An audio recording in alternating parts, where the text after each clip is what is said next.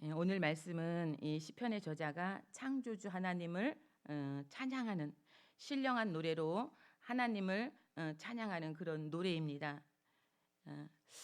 보면 세상 사람들은 이 세상이 우연히 생겨났다고 그렇게 말합니다.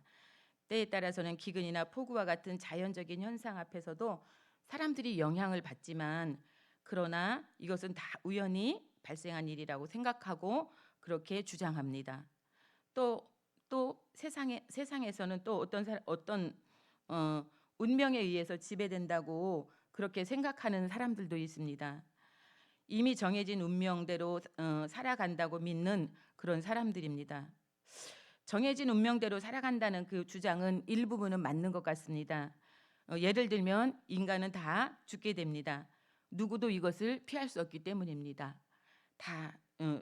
이것은 정해진 길인데, 세상 사람들은 이미 정해진 길이기 때문에 죽는다 이렇게 이야기하지만, 하나님을 경외하고 믿는 우리들은 왜 죽는지 압니다. 그것은 죄의 삭시기 때문이고 죽은 후에는 심판이 있다고 성경은 그렇게 말씀하십니다. 그러나 이런 시각으로 세상을 바라보면 어떻게 될까요? 그런 생각을 하고 사는 사람들은 삶 속에 아무 의미도 찾을 수 없습니다. 모든 것이 다 우연히 일어난 일이기 때문입니다. 하루하루 우연에 의지해서 살아가면서 왜 이런 일이 일어났는지도 알 수가 없어요. 그러나 성경은 분명하게 세상은 하나님이 창조하셨다고 기록하고 있습니다. 우리들은 하나님의 그 창조하심을 매일매일 고백하고 있습니다. 조금 전에도 우리는 신앙 고백으로 전능하사 천지를 만드신 하나님 아버지, 이렇게 우리가 고백했습니다. 우리의 일상에서 혹은 세계를 보면서 일어나는 모든 일들을 다 이해할 수는 없지만, 분명 그 일을 통해서 하나님이 일하심을 우리는 믿고 살아가는 사람들입니다. 오늘 시편 저자도 이렇게 위대하신 창조주 하나님을 찬양하고 있습니다. 창조주 하나님의 그 위대하심은 우리 안에 있는 이 말이나 글로도 다 표현할 수 없습니다. 그래서 시편 저자는 내 영혼아 여호와를 송축하라고 말하면서 창조주 하나님을 나의 하나님으로 부르고 이렇게 찬송하고 있는 것입니다. 하나님께서는 우리가 상상할 수 없는 위엄과 권위를 가지고 계신 분이십니다. 하나님은 우주 만물을 창조하신 분이고 우리는 피조물이기 때문에 그 하나님의 위대하심을 우리는 다 이해할 수 없습니다. 그러나 부분적으로라도 하나님께서 우리의 눈을 열어주시고 깨닫게 하시면 우리는 그 하나님의 위대하심을 보고 이렇게 시편 기자처럼 찬송할 수 있는 것입니다. 오늘 내용을 보면은 하나님은 빛을 겉옷으로 삼으셨다, 이렇게 하나님께서 창조하신 세계를 통해서 노래하고 있는 것을 보면 참 우리들 마음이 행복해요. 그렇지 않습니까? 하나님을 이렇게 찬양할 수 있다는 것이 나는 생각도 못했는데 참 이분은 하나님의 사랑을 정말 잘 표현하고 있구나, 또 하나님의 사랑이 그렇구나, 우리도 이렇게 공감할 수 있습니다. 하늘을 천막처럼 펼쳤다, 이렇게 표현합니다. 또 물 위에 들보를 얹었다, 이렇게 표현을 하는데, 하나님이 거하시는 곳이 없는 이 우주 만물 가운데 충만하신 하나님은 그곳이 다 왕이신 하나님이 거하시는 궁궐입니다. 그것을 그렇게 표현하고 있습니다. 또 구름을 병거로 삼으셨다, 바람을 심부름꾼으로 삼으셨다. 얼마나 아름답고 시적인 표현입니까?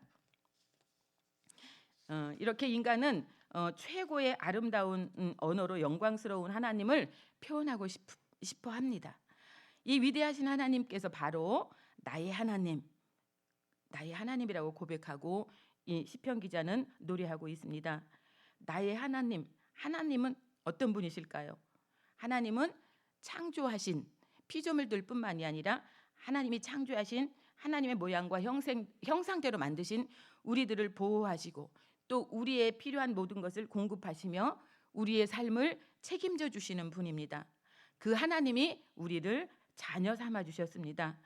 죄인은 우리를 구원하시기 위해서 독생자 예수 그리스도를 이 땅에 보내셨고, 십자가에 죽으시고 부활하시는 그 사건을 통해서 우리에게 영생의 소망을 주신 그분, 그 하나님이 우리에게 베푸신 것은 기적 중에 기적입니다. 그 은혜를 아는 사람들은 우리 시편 기자처럼 날마다 나의 구원자여 나의 아버지가 되시는 그 하나님을 감사하고 찬양하며 높이는 그런 믿음의 삶을 살아야 합니다. 또 시편 기자는 자연도 주관하시는 하나님을 노래하고 있습니다. 하나님의 능력 앞에 모든 자연은 순종합니다. 아니, 창조부터 모든 자연은 하나님이 입력하신 원리를 따라 절대적으로 하나님 앞에 순종하고 있습니다. 하나님의 뜻을 거부하는 것은 하나님의 모양과 형상으로 만든 사람들밖에는 없습니다. 그런데 이렇게 시편 기자가 자연을 노래할 때 물은 하나님이 정하신 곳으로 흐른다, 이렇게 고백하고 있습니다. 또 주께서 물의 경계를 정하시니 넘치지 않고 순종했다, 그러면서 자연을 주관하시는 하나님을 찬양하고 있습니다.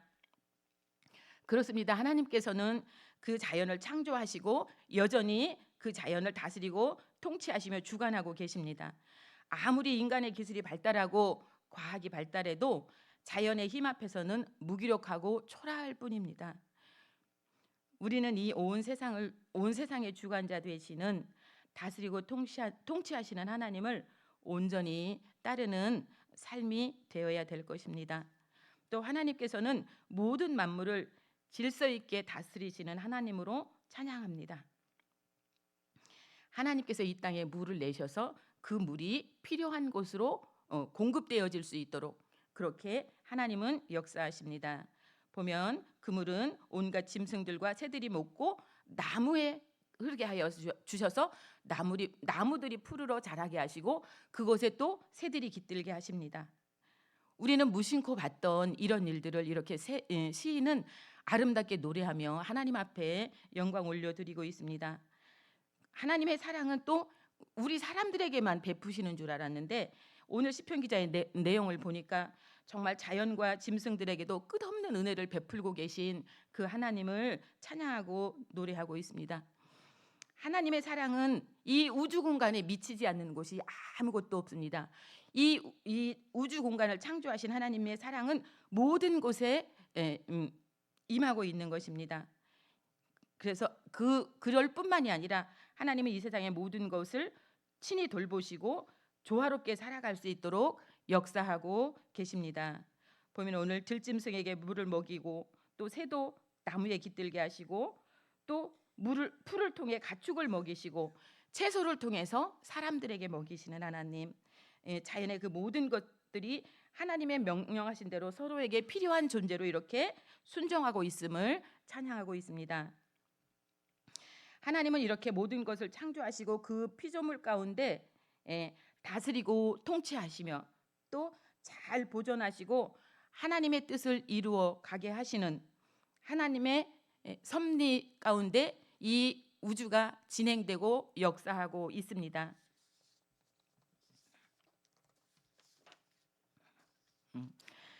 창조라는 말은 하나님께서 무엇을 하셨는가 그거를 말하고 있는 것입니다. 그런데 섭리는 하나님이 지금 무엇을 하고 계신가에 대한 말씀입니다. 이 창조는 이미 하나님께서 다 이루신 것이지만 섭리는 지금도 진행되고 있는 일이고 앞으로도 영원토록 진행될 일입니다. 이 섭리는 하나님이 창조하신 세상에 대한 하나님의 다스림을 표현하는 전문적인 용어입니다. 세상은 어떻게 만들어졌는가도 알아야 하지만 또한 세상을 어떻게 움직이고 있는지 그 하나님의 섭리를 하나님의 백성들은, 하나님의 자녀들은 알아야 합니다. 이 세상을 움직이는 능력은 전능하신 능력이고 언제 어느 곳에나 미치는 하나님의 위대하신 능력입니다. 그 능력으로 모든 피조물을 보존하시고 다스리시고 섭리하시는 하나님이십니다. 창조주 하나님은 자연을 주관하시고 창조하신 모든 피조물들을 질서 있게 다스리시고 섭리하셔서 조화를 잘 이루어가게 하십니다. 그 하나님의 섭리는 자연뿐만이 아니라 우리 안에도 역사하십니다. 우리로 하여금 의지를 가지고 행동하게 하십니다. 또 우리가 결정하고 행동하지만 그 모든 것에 하나님의 기쁘신 뜻이 담겨 있고 그 뜻을 위해서 우리를 사용하십니다. 때에 따라서는 우리가 다 이해할 수 없는 그 하나님의 일들이 우리들 삶 가운데 일어나지만 그 또한 하나님의 놀라운 능력이라는 것을 기억하시기 바랍니다. 빌립보서 2장 13절에서는 너희 안에서 행하시는 이는 하나님이시니 자기의 기쁘신 뜻을 위하여 너희에게 소원을 두고 행하게 하신다, 이렇게 말씀하셨습니다. 내 뜻대로 하는 것 같은데 돌아보니 그것이 하나님의 뜻이라는 것입니다. 우리 안에 영으로 계신 성령 하나님께서 우리들 마음 가운데 그렇게 소원을 주시고 우리가 내가 기뻐하는 일보다 하나님이 기뻐하는 일을 선택할 수 있도록 우리를 친히 이끄시고 인도하신다는 것입니다. 지난 주간에 새가족을 섬기시는 어떤 분의 고백입니다. 최근에 우리 교회 이제 새가족들이 계속 등록해 주시고 계신데 유난히 최근에 고령의 성도님들이 등록을 하셨습니다.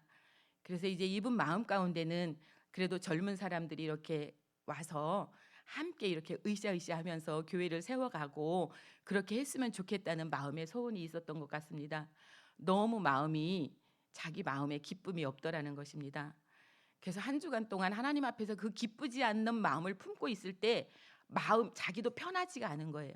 그래서 한 주간 동안 계속 하나님 저 이러면 안 되죠, 이렇게 기도를 하면서 한 주간을 지냈답니다. 그리고 이제 그분이 처음 한번 예배를 드리고 등록은 한 주간 후에 하시게 되었습니다.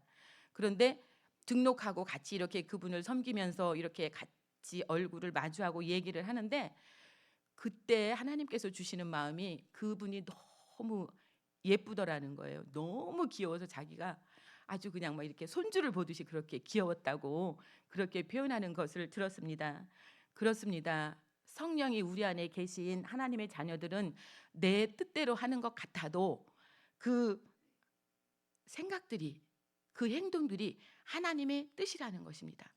그렇게 하지 않을 때 우리들 마음은 불편해서 다시 우리가 하나님 앞에 엎드리게 되고 다시 또 하나님의 뜻을 구하게 되고 나를 쳐서 복종하게 됩니다. 성령 하나님께서 우리와 함께 하시기 때문입니다.